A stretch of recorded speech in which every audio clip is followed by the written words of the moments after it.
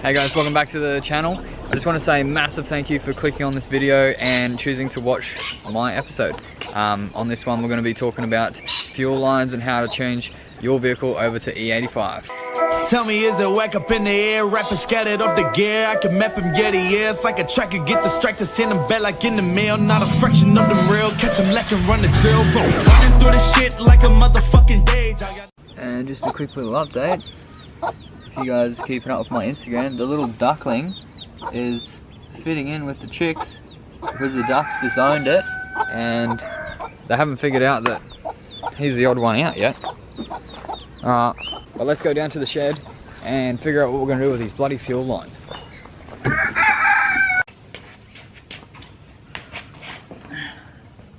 Alright, so we're going to talk about fuel lines. There's a heap of different brands and a heap of different series in those brands, but they're pretty much all the same. Some are obviously better than others by a little bit.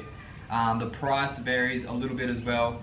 So first thing you want to do, pick the brand you want to go with. Go and do some research and find out which brand you like from what they do different to each other. I pretty much just stick with Raceworks because it's one of the cheaper ones, and that's pretty much like my budget. They do have a really good product and a really nice anodized black finish that I quite like. I've used them in the 180SX and they've been really good for me. So in the 180 I use the push lock fittings because that's the cheapest, safest option for my budget for that car. With the R32 that we're going to be planning today, we're going to go with the AN style fitting.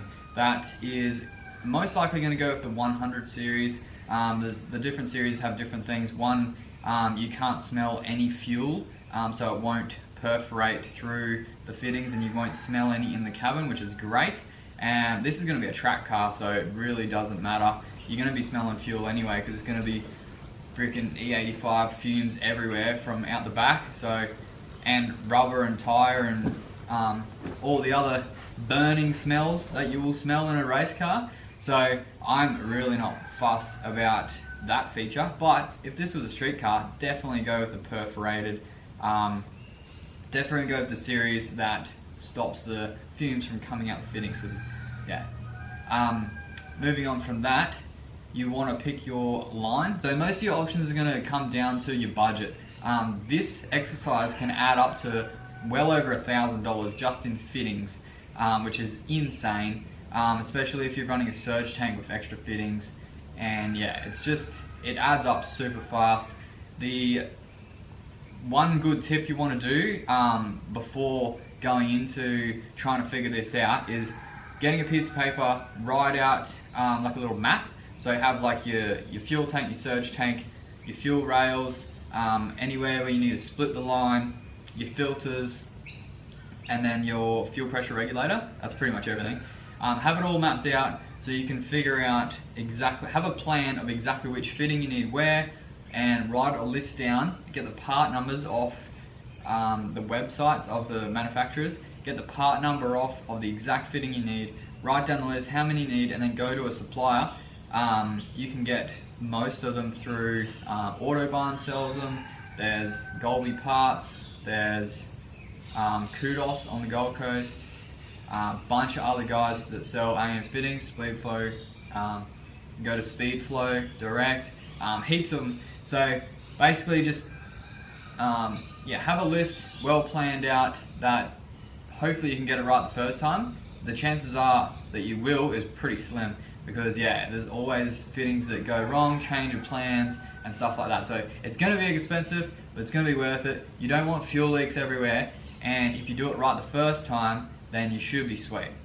As in, if you half-ass do some of it and then later on there's an issue and then you have to buy more stuff to fix it, then it's going to cost you more money than just doing it right the first time. Depending on your application, figure out all those components and then your fittings, do a map up and then go from there.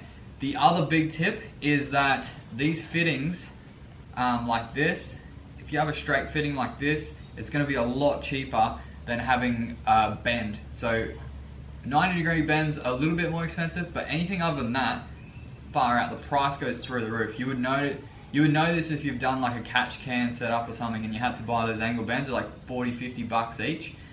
So yeah, try and keep straight fittings, and like you can bend the hose, so try and have your bends with like long loops in the hose, but it's going to be easy for me in a track car like the 32, but not so easy in a street car.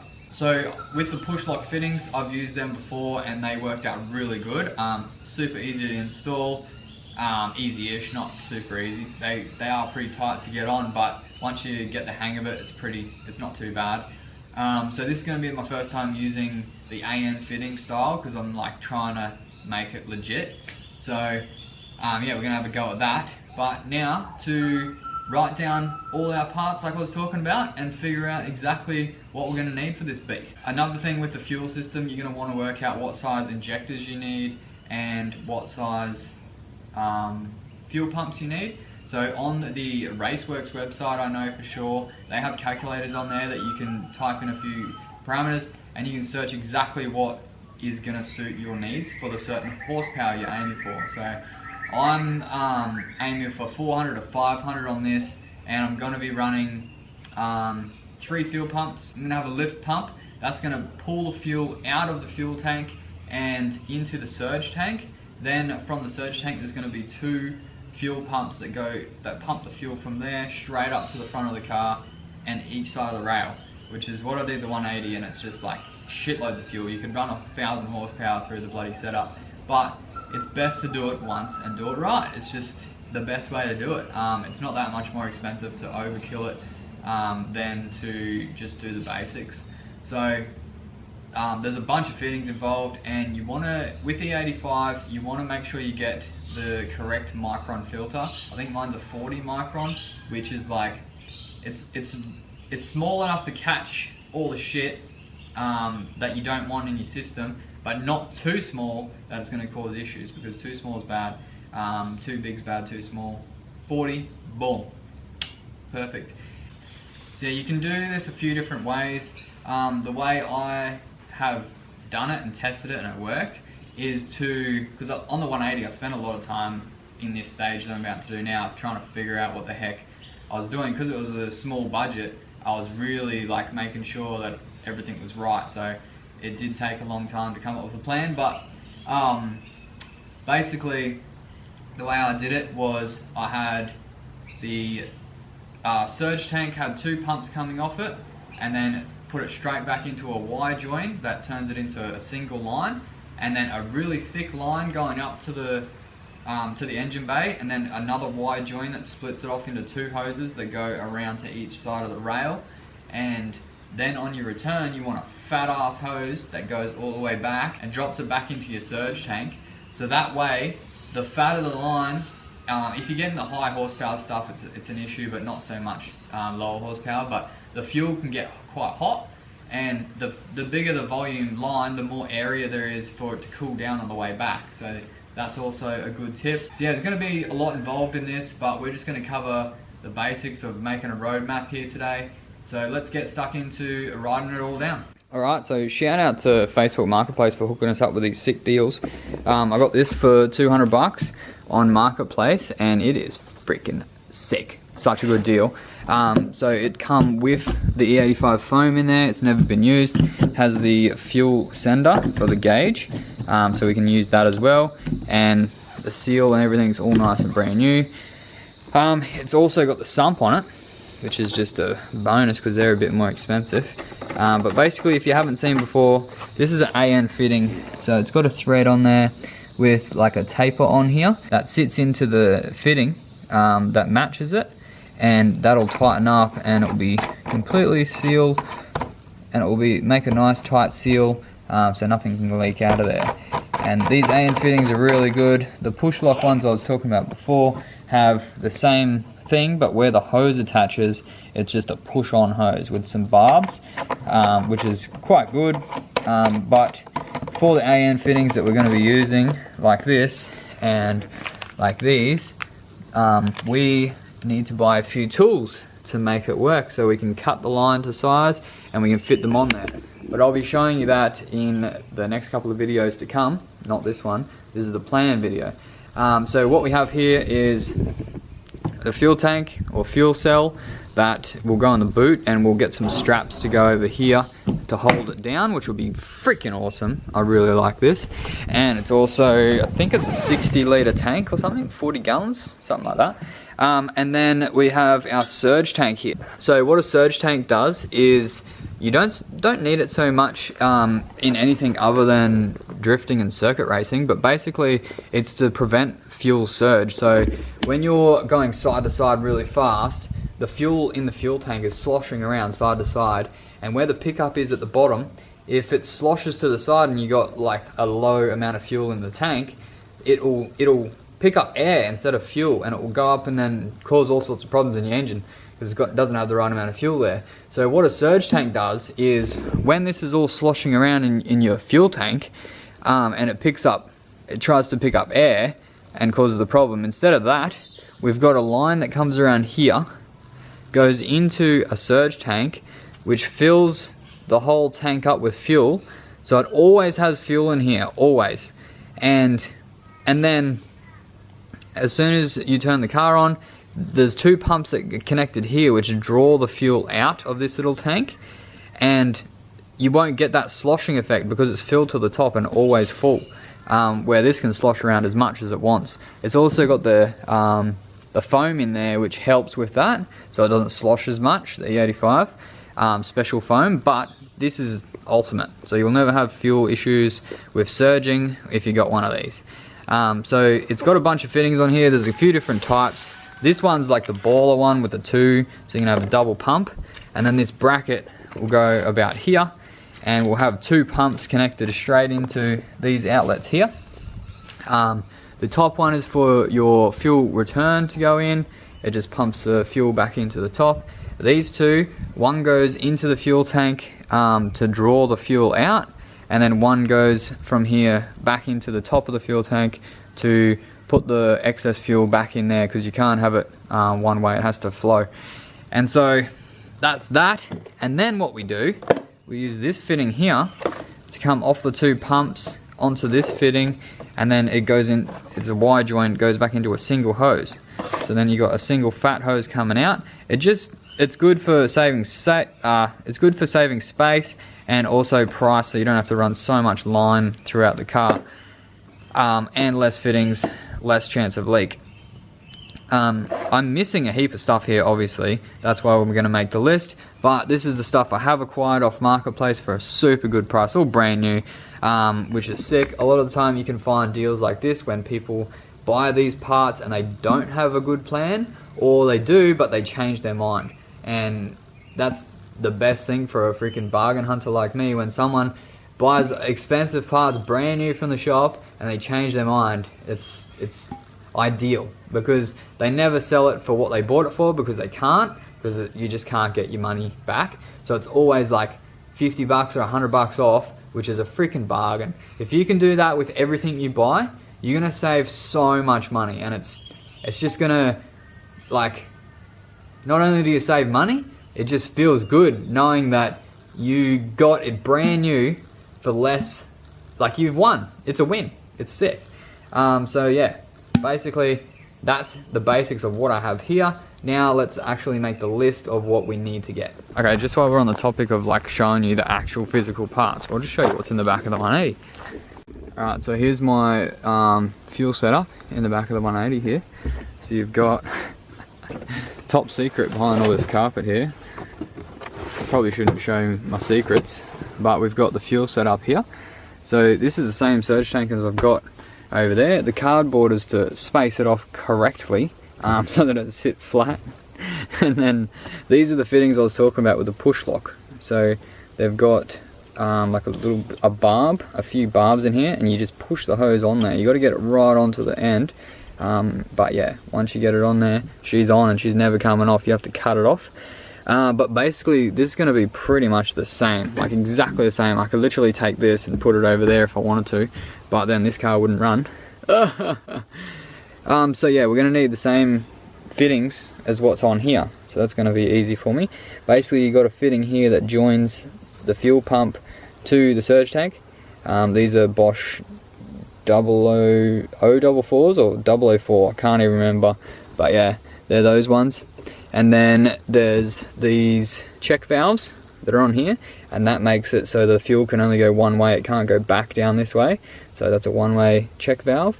They go on, and then you got your wire join, and then I've got this special coupler join in here so that you can actually remove the filter without taking this off. But I don't think I actually need that because the filter spins.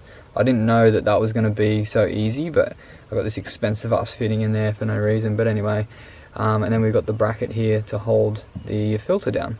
These filters, you can spin them open like I just said, and you can clean them out. It's just a paper filter, so you can clean them out with the, you can clean them out, which is mint. And then I've just got like this little hose cut in half, and then as my protection so it doesn't rub. Just made this hole just big enough. You got the two big lines, one goes out of here and then around back to the engine, and then one comes back around and into the top of the surge tank. So that's a big fat hose there. That's pretty much it. You got your wiring, you hook up your wires with thick enough wires that it's not going to have a volt drop, because yeah, these pumps draw a lot of amps for little pumps. So that's the setup there, and then it comes around to, you can't see, but screws into the top of the fuel tank because it still has the stock tank in there. This is my wiring for my fuel pumps. So we got 3 relays in there, one for each pump because there's another pump inside the tank as well. And then you got your wiring here, that's quite thick wire. So yeah, all nice and crimped. And then this is my kill switch that I used to turn the battery off nice and fast, but it would be handy to have this inside the car. It's more, not so much like protection of someone stealing it, but it's more protection for when I just want to disconnect the power quickly when I'm working on it. But it came in handy, and yeah, that's pretty much it for that. Alrighty, so I did up a little mud map here. Basically your fuel cell, then it comes around to your lift pump, and all these squares are fittings that you have to buy. This is where it adds up. So you got 2 fittings there, 2 fittings here, and then the lines are obviously your hose. It comes around into your surge tank, and then it comes, there's also a line that goes around back into your fuel tank as well.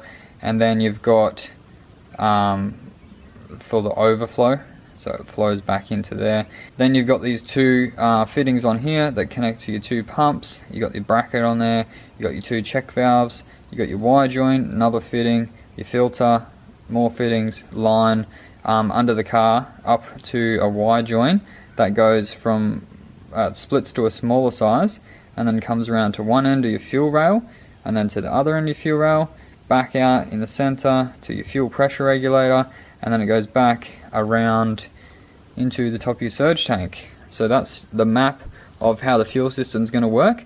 Now I just got to write a list here of all the fittings that we need and all the sizes, the amount of hose that we need, and have a good list so that we can go and we can spend all our money on fuel fittings. Yeah, she's expensive. I'll tell you the exact price once I order everything and we get it all in the car, and I'll tell you the exact price on what it cost me, and you can start saving, because E85 is worth it. It's definitely worth the money. It's freaking sick. Alright, so I made a little tweak here. I noticed that online, I was doing some research, and the way I've got it set up in the 180 isn't the way they say to do it, and I checked on the S13 and seen how they done it on there, and also that's done like this. So the way they've done it, which makes a little bit of sense, but I don't think it's going to make any difference really. The top one goes back as you overflow back into the tank, because obviously once this is full and then it pushes too high, then it pushes it back around. But in the 180 I have the overflow one at one of these, so once it pushes it around, I'll be pushing it around back into the tank before it's full. But I reckon the speed of my pump pushing it into there would fill it before it goes back around anyway. So I reckon it's primed and working like it all works in the 180. But for this one, I'm just gonna do it how I should do it, which actually makes a lot of sense, with that being the overflow back, because it is the highest point, and then having the lift pump go to the top one, so it pushes the fuel into here, which fills it up, and then this one here is a return from the engine back around into there, so it's still low. But this isn't very big, so that pump would freaking smash that. This pump in the 180 is like way too big for what it needs to do, so pretty sure wouldn't matter, but we're gonna do it like that. Another thing, I just started making my list. I've got the first one done.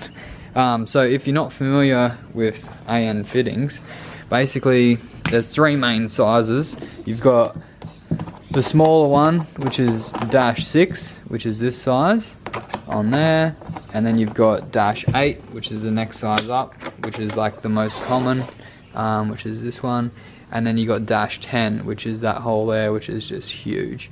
But yeah, just gonna finish making my list. So I had this as my map to go on, and these are all my freaking fittings. There's that many of them, it's not even funny. And then I put them onto an Excel document here. So now I'll take this information, take all these bloody parts list, take it down to the shop and see who can do the best price. Companies that sell their products don't really make any money off it, but it's worth a try anyway. And yeah, we're gonna go and buy a shitload of fittings. It's gonna be very expensive, and yeah, at least then once, hopefully I've done it all perfectly so that we won't have to buy any more fittings further down the track. Fingers crossed on that one.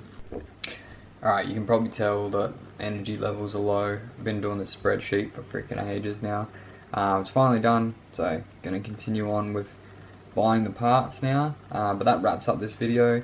Thanks for watching, guys. Yeah, it's pretty difficult to make a video like this where it's actually like educational, like with a lot of facts in it, because I talk a lot of shit most of the time, and I kind of go with the flow. So I'm not, this kind of video, you really need to have like a script and like have it all planned out, because I say like and so many times. But anyway, if you enjoyed it, hit the like button, drop a comment with some tips maybe, and subscribe to the channel.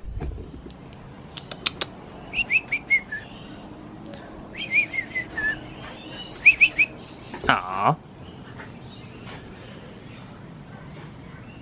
Coolest birds.